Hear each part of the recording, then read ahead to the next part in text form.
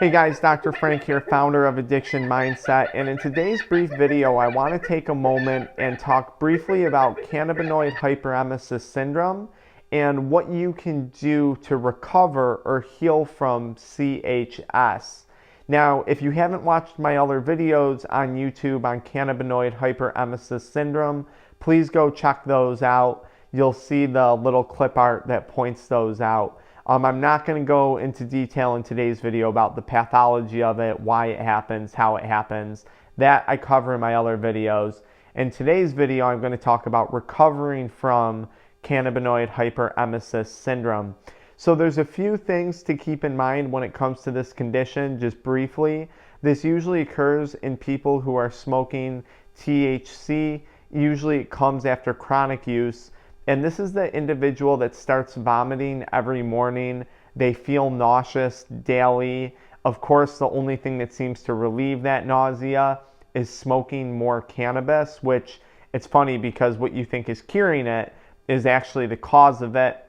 CHS is often misdiagnosed or undiagnosed. The people suffering from this have typically been to multiple emergency room visits with vomiting and nausea. They've lost a lot of weight, so it's often diagnosed as anorexia or other conditions. And the saddest thing about CHS is in many cases, the person who is addicted where marijuana or weed is quite literally killing them, and people have died from this condition before due to dehydration and kidney damage, they don't want to quit. They can't quit because they are addicted. And that's really one of the biggest areas where we're lacking in when it comes to CHS is helping these people become unaddicted. They don't get that care in the emergency room or at their primary care physician. So again, if you want to know more about CHS, watch that video on CHS. But in today's video, we're talking about recovery.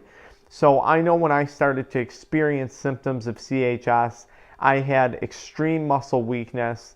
I had lots of pain in my muscles when I had cannabinoid hyperemesis syndrome, and I had morning nausea. I would feel nauseous every morning waking up, and I really couldn't eat food. It really made me sick to eat food, and I was losing a lot of weight. I had lost a lot of weight. Now, I started to develop this after I was smoking a lot of black market cartridges. And I want to make a quick comment. A lot of people commenting say, oh my God, I have CHS. I smoke the oils, the carts. And the reality is, I don't know if you have CHS. Quite frankly, I think a lot of people are just being poisoned with other drugs. These carts have trace amounts of a lot of other substances in them. So I don't know if you have CHS. I don't know if you're just smoking a bunch of laced stuff. And if you're quitting and you're getting sick, I think you're actually going through withdrawals, but not marijuana withdrawals. I think you're going through withdrawals from a much stronger drug.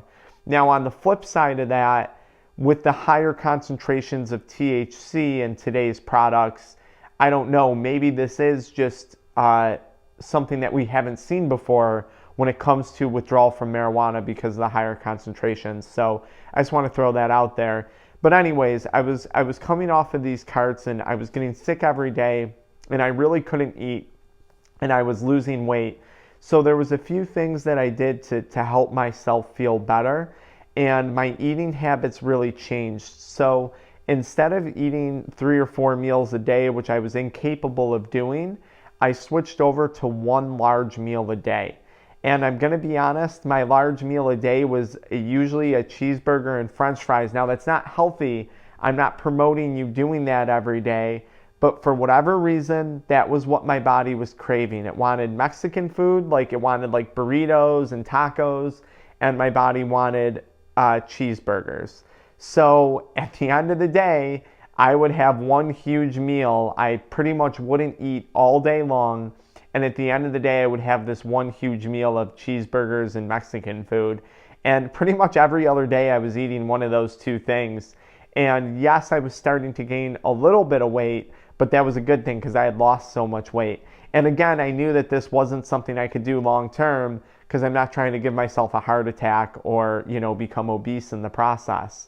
So 1 meal a day was something that I adopted, and I actually spent a lot of time, and you guys should too, reading about the 1 meal a day or the OMED diet or the OMED nutrition plan. And I'm not encouraging that. I don't know. I'm not saying that's the healthiest thing. I just knew for me that was the only thing that worked when I had cannabinoid hyperemesis syndrome. I could only eat 1 meal a day. So I did a lot of research about that diet plan, and I learned a lot about how to kind of properly do just 1 meal a day. Now, as I started to incorporate other things into my nutrition, some things that became extremely beneficial for me when I had cannabinoid hyperemesis syndrome or CHS were sun butter oil. I really liked sunflower, or no, sun butter, not sun butter oil, just sun butter. It's a peanut butter made from sunflower seeds. Now, peanut butter is great too, almond butter, cashew butter. Any of those things are really, really good. Peanut butter would mess up my stomach. That's why I liked the sun butter. Very, very high in fat.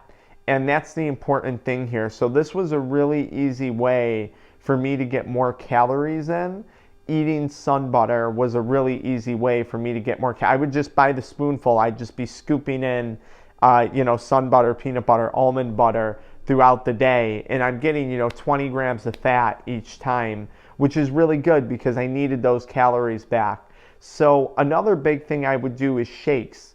I was very big on making shakes when I had CHS, and I'm going to post links to all these things below, to sun butter and shakes and all that. So check it out below in the description. You guys will find links to all these products that I'm talking about.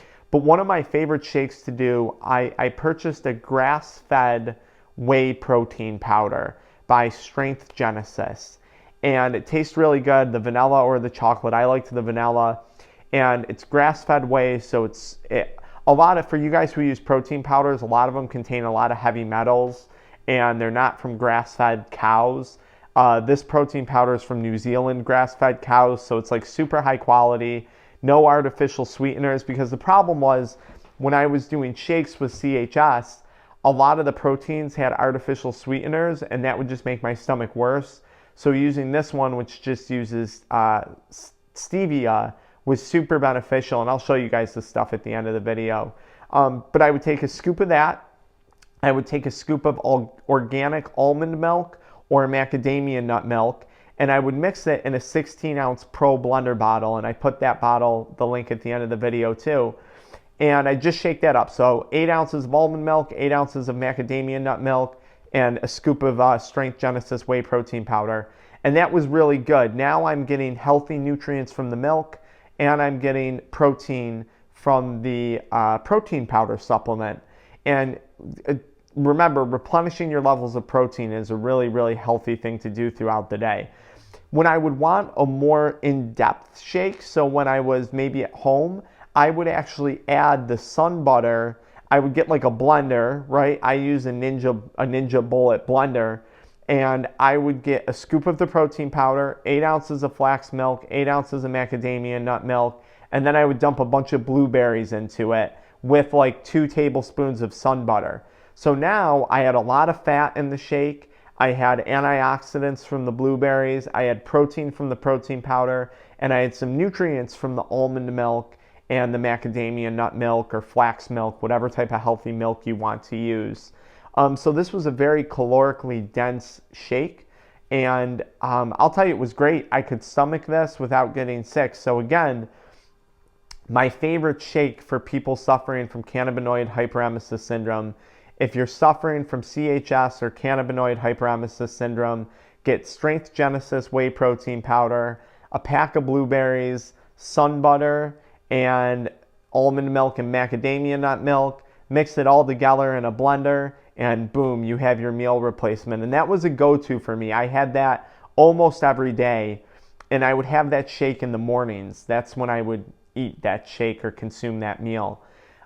Throughout the day, I liked pickles. I started to eat more pickles. I liked blue cheese stuffed olives. I started to eat a lot of those. I mean, my eating habits got really weird when I had CHS. I don't know what to tell you. It was really strange. And then over time, Within a few months, I was eventually able to get more of a regular eating regimen. Another great thing that I did when I had Cannabinoid Hyperemesis Syndrome, or CHS, was I drank warm bone broth. We're going into the winter seasons now, so getting yourself some organic beef or chicken or turkey bone broth and just warming it up in a coffee cup, you're going to get about 8 to 10 milligrams of protein per serving. And this is a great option for people suffering from CHS. It's a very healthy option, drinking warm bone broth throughout the day. Some other things that I'll tell you were extremely important when it comes to cannabinoid hyperemesis syndrome. If you have it, I highly recommend you quit drinking alcohol for a while. I highly recommend you quit using nicotine, and you absolutely have to stop smoking cannabis.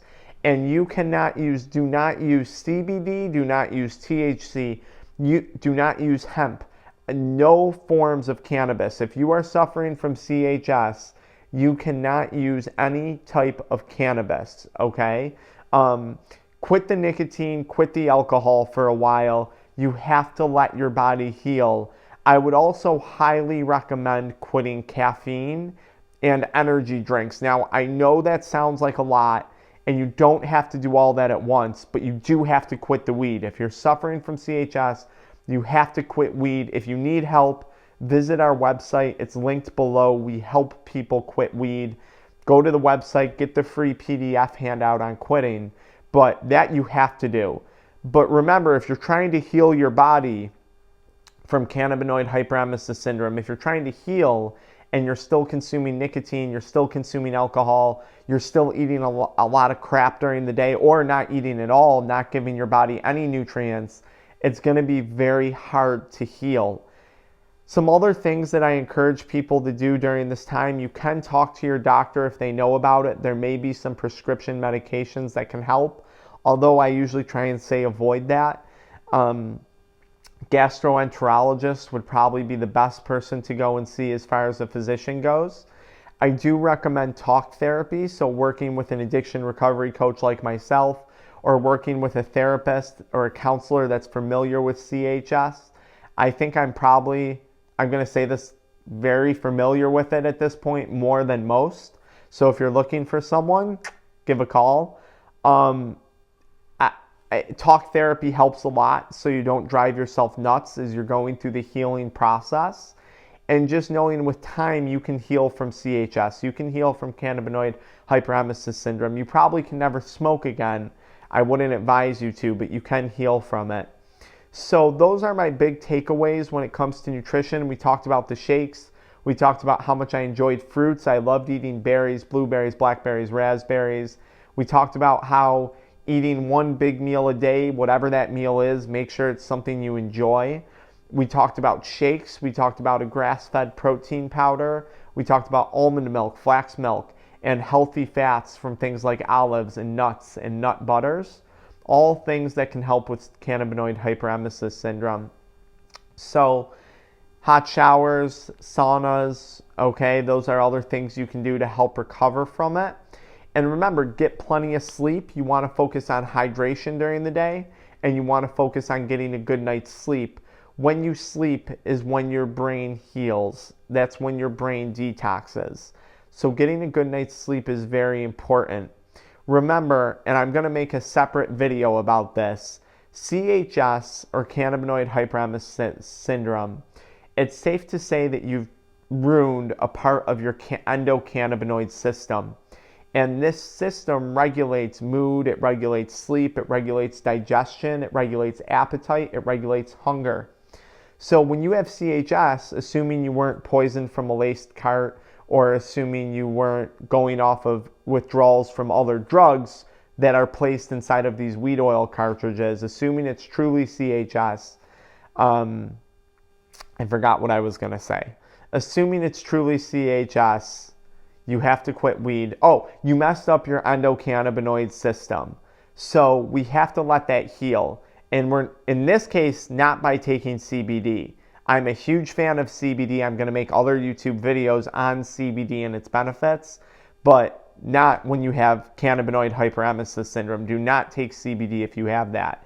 You have to let your endocannabinoid system heal naturally, and you do that by getting a good night's sleep. You do that by exercising. You do that by eating healthy. You do that by talk therapy, maybe meditation, working on your mental health. I hope that helped. It was kind of a long video. I'm going to try and make some more concise ones. Please, if this helped you, subscribe below. Check out the links below to the products that I was talking about. And be sure to stay tuned. I'm going to have a lot more on this topic.